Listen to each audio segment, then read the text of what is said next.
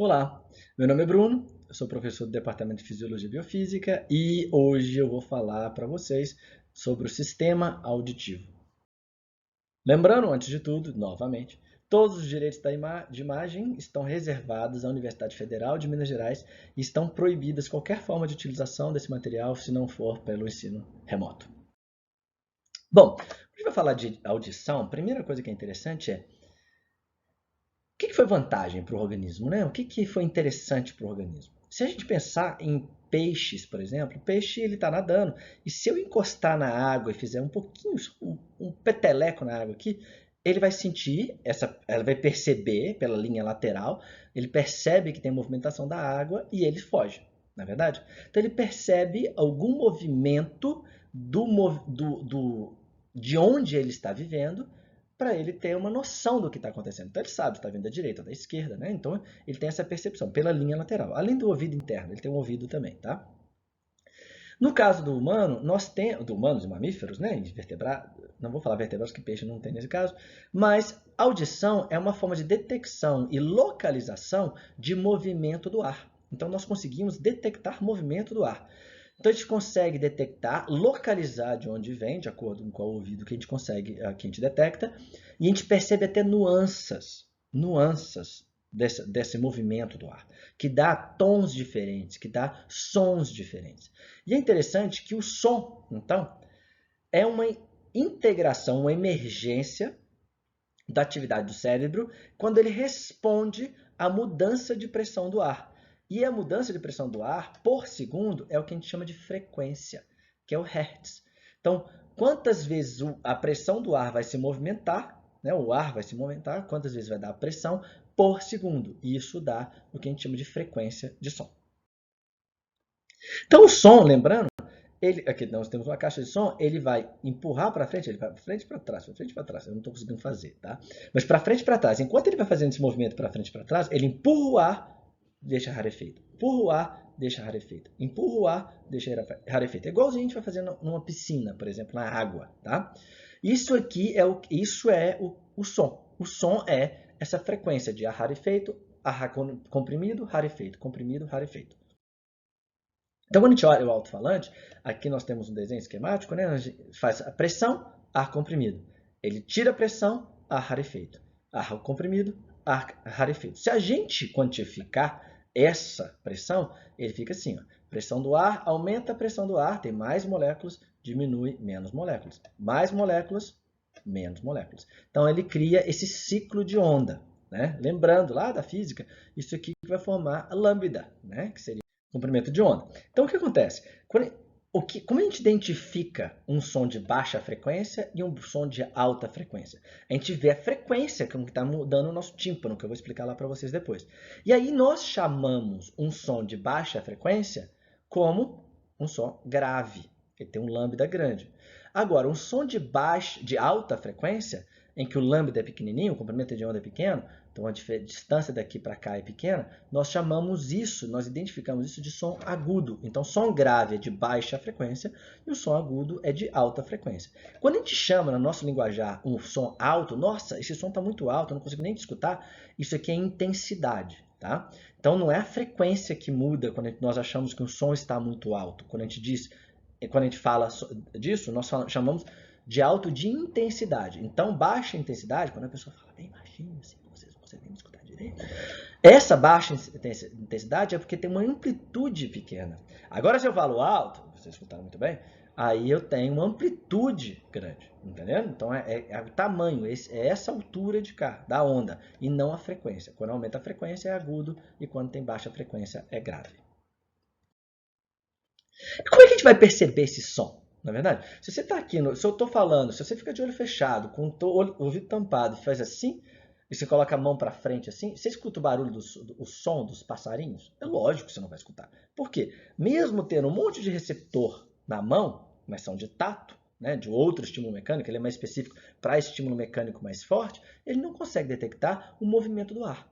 Então, para detectar o movimento do ar, uma das formas da evolução para detectar esses movimentos do ambiente foi através de mecanismos diferentes. Linha lateral, no caso do peixe, como eu falei, e no caso dos mamíferos, né, porque tem outros outros animais não têm essa estrutura, tá? Na verdade, alguns desses ossos de cá, eles existiam, por exemplo, em crocodilo, eles são ossos da mandíbula, que depois eles se tornam ossículos do ouvido. Bizarro, né? As gambiarras e bizarrices da natureza.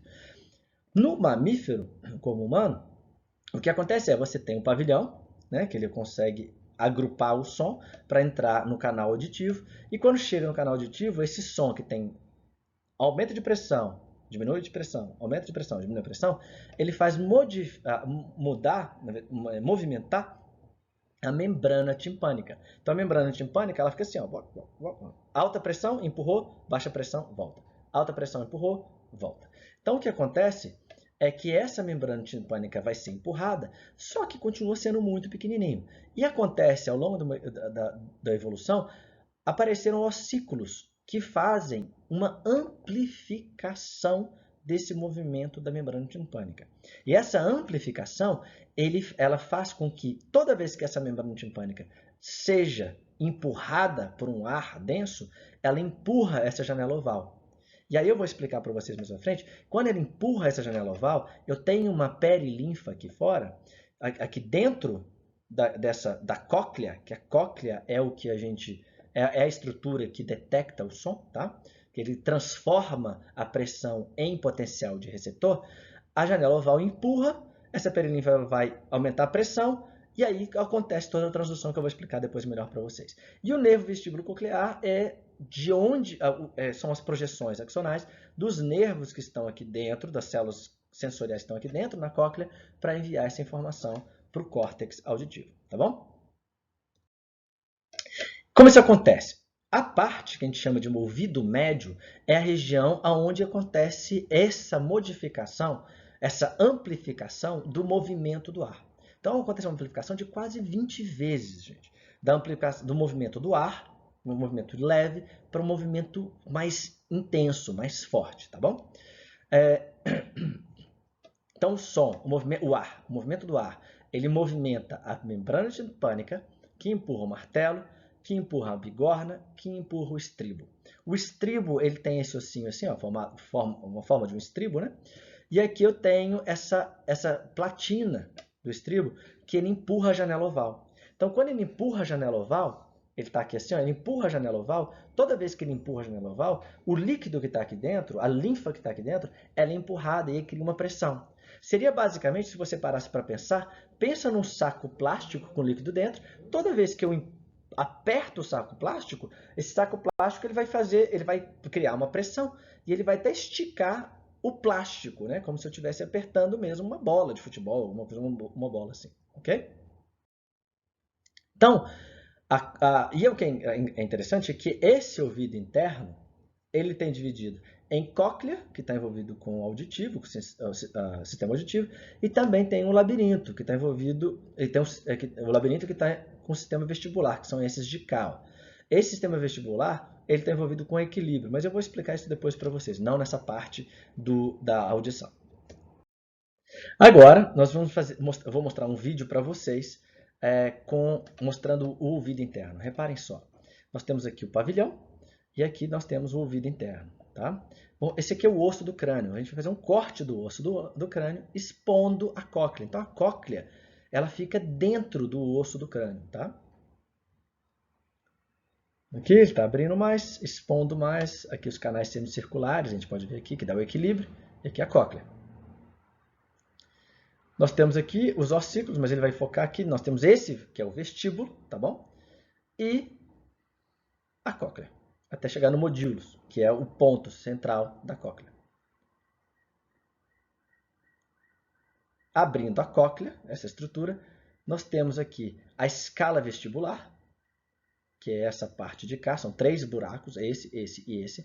Tem a escala vestibular aqui, a escala timpânica, que é essa parte de baixo, tá? Então nós temos essa câmara aqui cheia de perilinfa, essa câmara aqui cheia de perilinfa, escala timpânica e a escala vestibular.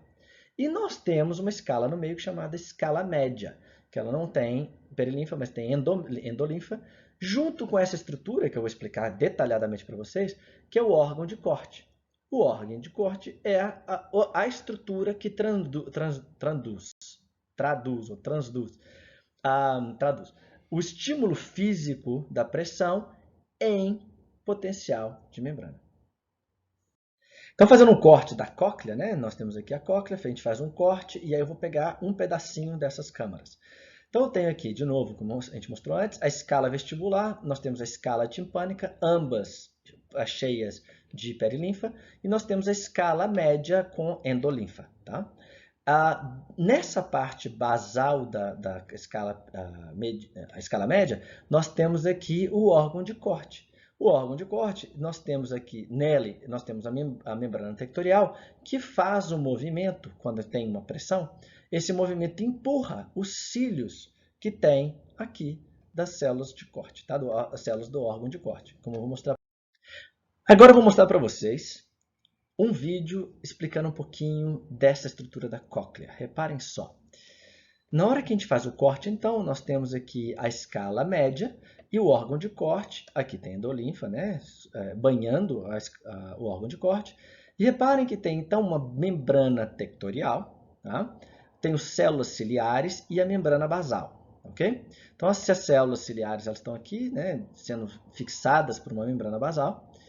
E reparem só que essas células ciliares, elas são sobrepostas, né, empurradas, na verdade tem um apoio da membrana tectorial, e elas têm esses cílios, olha só, essa cília, né, essa cília.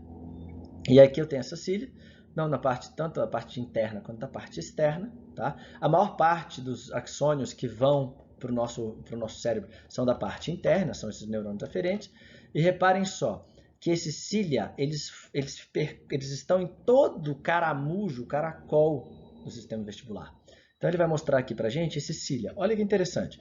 Esses cília, eles são formados por 3 camadas de cília de tamanhos menores. Então, olha só, tem tamanhos diferentes. Então, tem uma cília maior, que está em contato direto com a membrana tectorial, uma cília média e uma cília menor. Então, o que ele faz são cílias de tamanhos diferentes, encostadinhas uma na outra, conectadas. O que é interessante, que eu vou mostrar para vocês, é que vou tentar não mostrar minha cara. Na hora que ele mexe, reparem só que a distância entre a ponta desse dedo e a ponta desse dedo aumenta. Olha só, reparem aqui, ó. Se eu faço assim, ó, olha lá, ó, ele aumenta. Por que ele aumenta? Porque eu estou deslizando um com o outro e um é menorzinho, né? Então ele está ficando para trás. Na hora que eu faço isso assim, ó, então o que eu faço é esse movimento, ó, na hora que eu faço isso, essa ligação uma com a outra cria uma tensão entre a ponta uma da outra, o que faz com que abra os canais de potássio. Isso eu vou explicar depois para vocês a diferença. Agora, se eu faço para frente, olha só como é que a distância diminui. Ó. Ó. Então, o que eu estou fazendo aqui, ó, é isso aqui. Ó. Olha lá. Tá vendo? Se essa distância diminui, eu diminuo a tensão entre a ponta do meu dedo e a ponta de baixo, que elas estão ligadas por uma fibrinha, tá? Um filamento. Então, o que acontece? Se eu faço isso, eu deixo mais relaxada a membrana. Os canais de potássio se fecham. Aí acontece a hiperpolarização. O que é interessante nesse caso, que vocês viram que eu não falei sódio, eu falei potássio. Essa é uma característica especial do sistema vestibular. Ele não despolariza pela entrada de sódio, mas pela entrada de potássio. Vamos lá. Então, aqui, ó, como eu expliquei para vocês, tem então 3 camadas de cília. Eles são interligados, né, são estereocílios, eles são interligados por esse filamentozinho. E aí a placa tectorial ela faz essa tensão nessa cília. Como eu falei, se a cília, o meu dedo maior, cília maior, está encostado na placa tectorial, se ele empurra, a distância dessa ponta desse dedo para a ponta desse dedo vai aumentar, aumentando a tensão, e se aumentar a tensão, abre canal de potássio. Se ele vem para o outro lado, diminui a tensão, aí o que acontece? Fecha canal de potássio, ok? Entenderam melhor essas células ciliadas? Ah lá. Então, nós temos essas células ciliadas, um cílio mais extenso, um médio e um menor, né? E aí, aqui eu tenho a célula ciliada interna, tá bom? Então, o que acontece? Aqui na ponta, né, na ponta da cília, nós temos canais de potássio sensíveis à tensão, ok? Ou mecânico. Então, esses estereocílios estão aqui. Toda vez que esses ligamentos, né, eu falei filamentos, mas vocês entenderam, ligamentos. Toda vez que ele é empurrado para cá, para a direita, ocorre uma distensão, um tensionamento desses filamentos. Se tem um tensionamento desses filamentos, abre mais o canal de potássio, o potássio entra, despolariza mais a membrana. Despolarizando mais a membrana, entra cálcio. Se entrar cálcio, libera neurotransmissor. Liberando neurotransmissor, ele vai então para o córtex, né? Ele vai seguir o caminho do potencial de ação. Aqui, nesse caso, ele está relaxado, tem entrada de potássio mais baixo, mas se, na hora que a membrana tectorial, se ela empurra para um lado, então vai para um lado e depois vai para o outro, na hora que ele volta para o outro, acontece a hiperpolarização. Como? Reparem só que na hora que volta para cá, existe um relaxamento grande desses ligamentos. Com o relaxamento grande desses ligamentos, tem um fechamento dos canais de potássio. Não entrando potássio, e tem uma hiperpolarização da membrana, né? Hiperpolarizando, porque não tem potássio entrando, tem uma hiperpolarização da membrana. Cálcio não entra, porque esse canal de cálcio sensível à voltagem, ele precisa de despolarização para entrar cálcio. Se não entrar cálcio, não tem liberação de neurotransmissor. Então, nesse caso, olha que interessante, no caso das células ciliadas, o sistema auditivo, ele tem despolarização e hiperpolarização.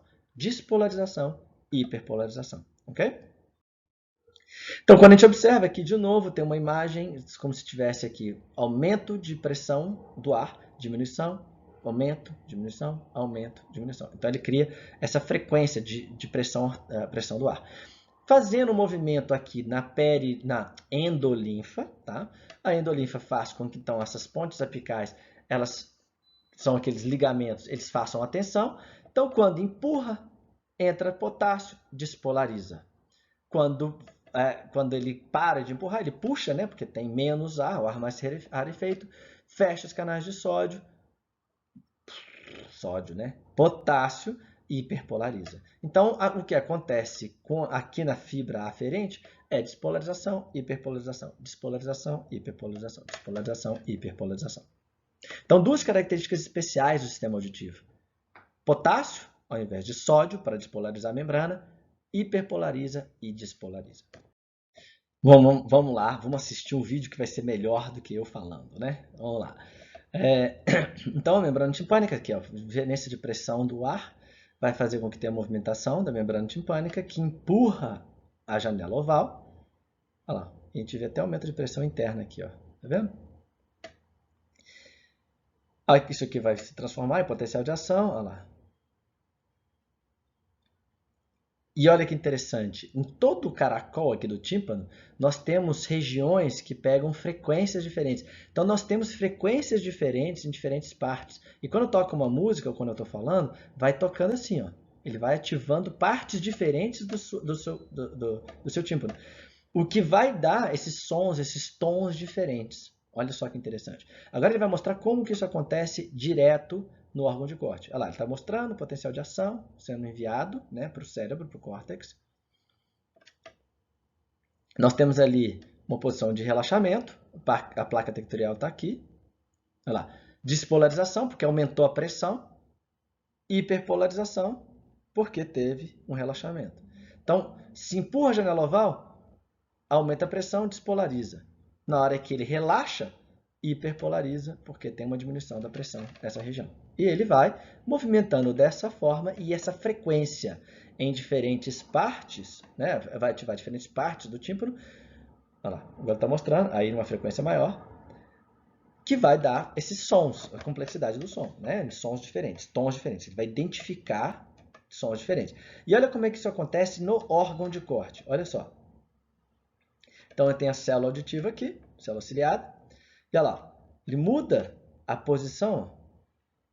Então, ele tem muito alta concentração de potássio, como eu falei, é uma característica especial. Então, ó, quando ele empurra, aumenta a pressão. Ele empurra, vai mostrar o sódio entrando. Ele empurrou o estereocílio, aumenta, entra o potássio, eu falei sódio, eu acho, não esquece o sódio. Aumenta o potássio entrou, despolariza a membrana, potencial caminha pela célula para entrada de cálcio, entrou cálcio, faz com que tenha liberação de neurotransmissor, Liberou o neurotransmissor e aí o sinal vai chegar ao cérebro. Ok?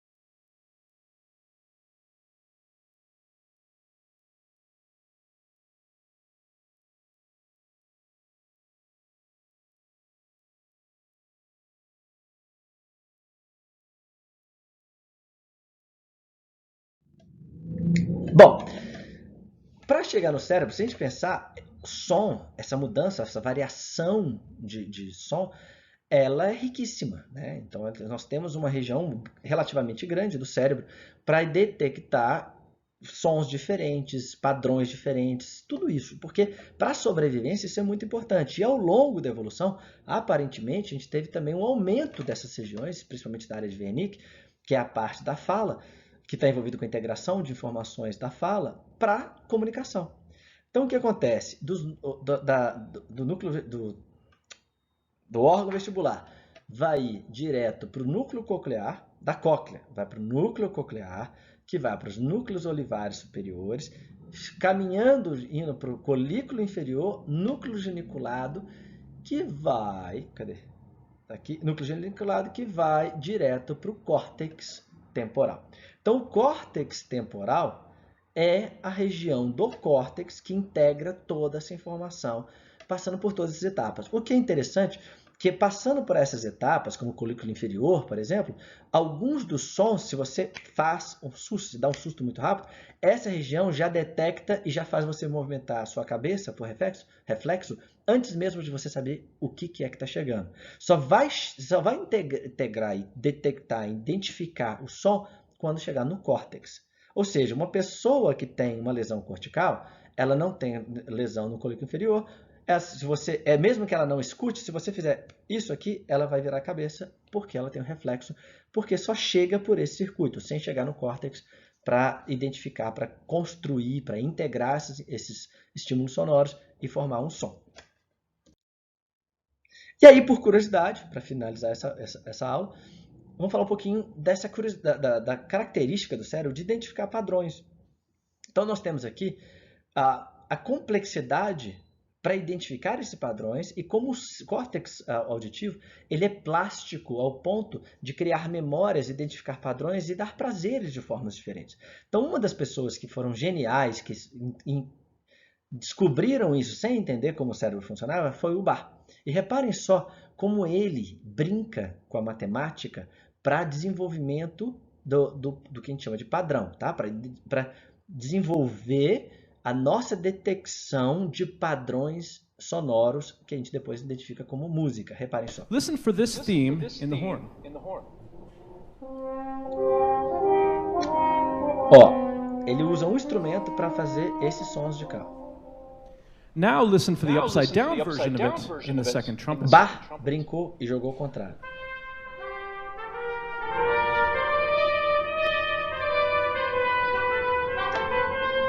Ok? The Agora ele slowed vai down version in the first deixar trumpet. mais lento.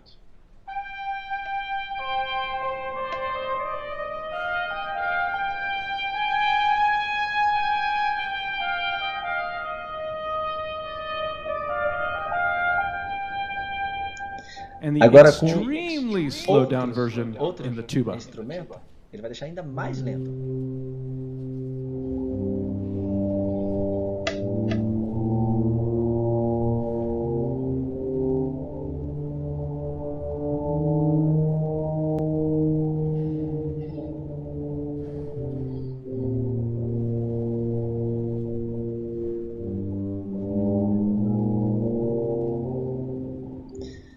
E olha que Now let's bacana, hear Bach. how he puts it all together. Só mudando essas Complete variações, with a ele cria uma great, música inteira visual com of this view. exatamente a mesma coisa. Olha só que interessante.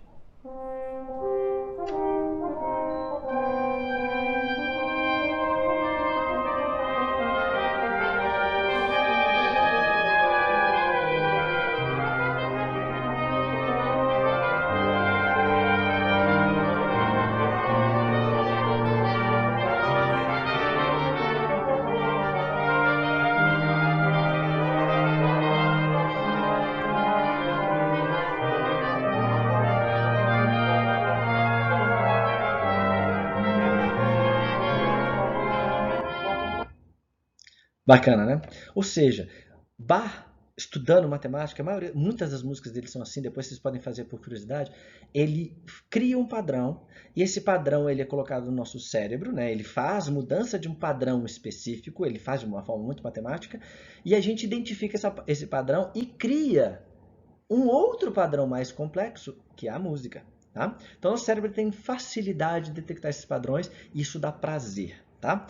E aí, brincando com isso, teve um outro, né, compositor, Beethoven, que ele brincou com esses padrões, que o Bach não brinca muito, que ele brinca mais com a matemática, e o Beethoven ele brinca com esses padrões, mas criando expectativa. Ele aprende a brincar com a expectativa do nosso cérebro em esperar aquele padrão que vai chegar. Tá? E isso dá um tom emocional, um emotivo na música. Então, quem gosta de história da música vai ver isso.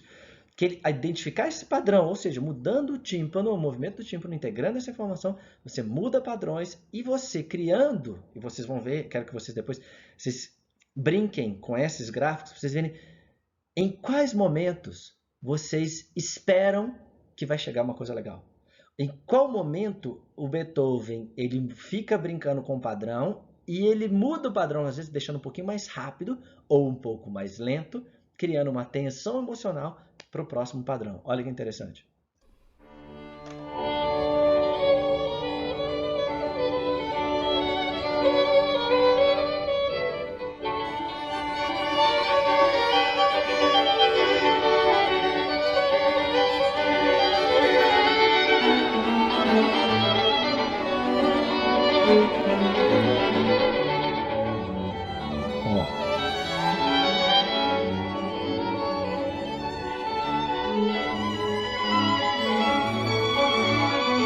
Criando expectativa?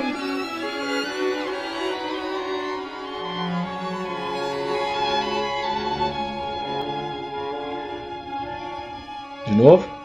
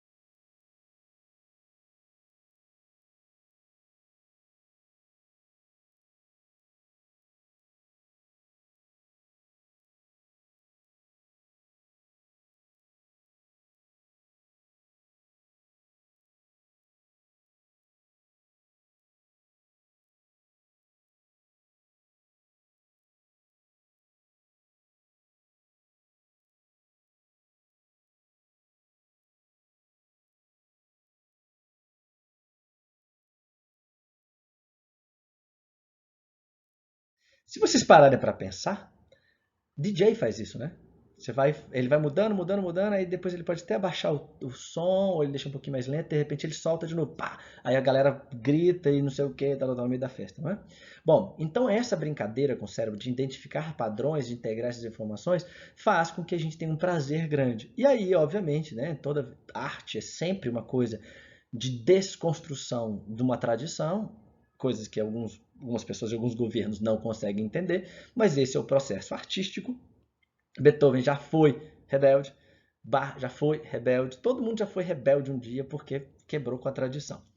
E aí, outro cara que chama Stravinsky, que eu não sou muito fã dele, mas ele brinca com a falta de padrão. E aí, o nosso cérebro fica o tempo todo tentando achar o padrão. E isso incomoda. Olha que interessante. Tem até uma lenda de que quando essa peça foi tocada, as pessoas odiaram e jogaram frutas, né, maçã e tal, para cima do Stravinsky, da Filarmônica, tá? Então, reparem só como é que é a falta de padrão e como é que incomoda.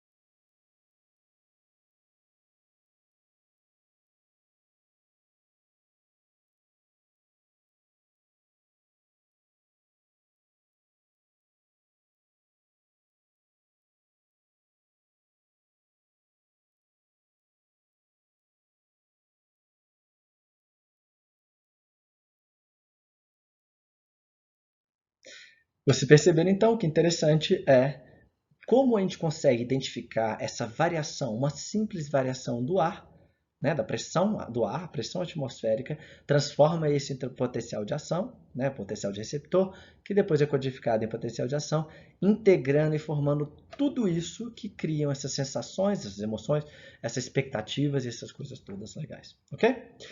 Bom, gente, muito obrigado de novo pela atenção. Espero que vocês estejam se cuidando e que a gente se vê na próxima, tá bom? Beijo para vocês. Até logo.